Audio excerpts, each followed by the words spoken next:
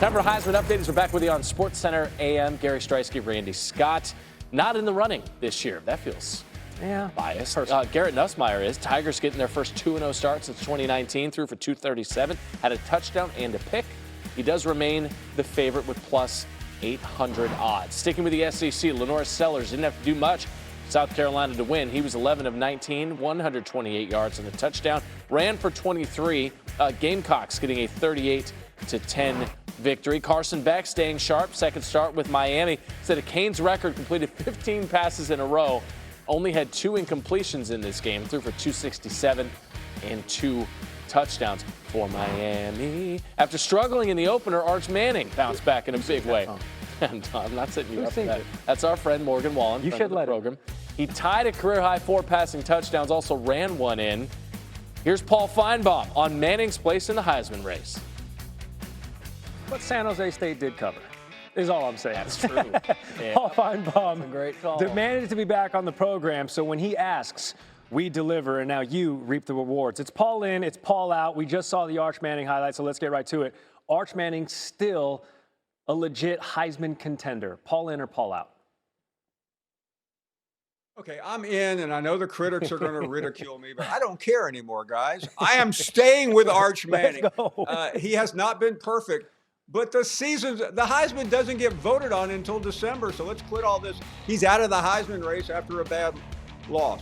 He can come back. I think yesterday was exactly what he needed, and keep your eye on him. Remember that name, Arch Manning.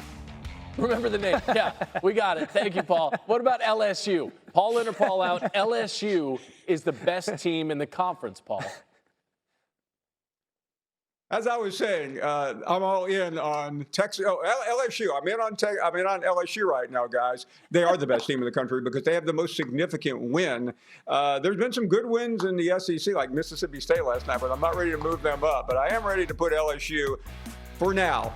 But look out for Georgia. They play Tennessee this weekend. Florida, I think we can move to the back of the line. Oklahoma's moving up. Alabama's not going anywhere, so count me in. All right, not featured on that graphic, Florida State. They win again, 77-3. It was against East Texas A&M. That being said, though, Paul, Florida State back? Paul in or Paul out?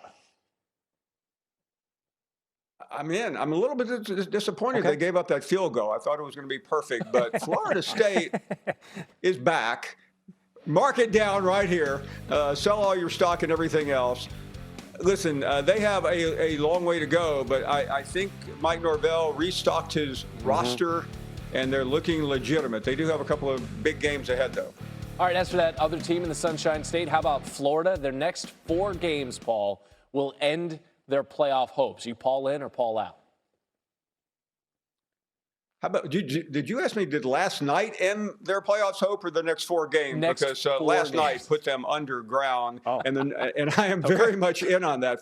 Thanks for asking me an easy question finally after a couple of weeks. This team is one in turmoil. Look at this. What kind of schedule did they get?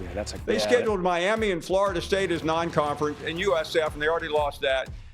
There doesn't look to be any light at the end of the tunnel, and that's just part of the schedule. They still have Georgia down the road, Florida State down the road, and Ole Miss.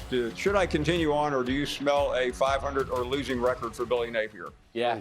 No, you don't need to go ahead and beat that dead horse. Florida taking on LSU. It's Saturday, 7:30 Eastern on ABC. Paul finally got an easy question. Thank you, sir. You want this, you got that. No way, watch them walk right past you.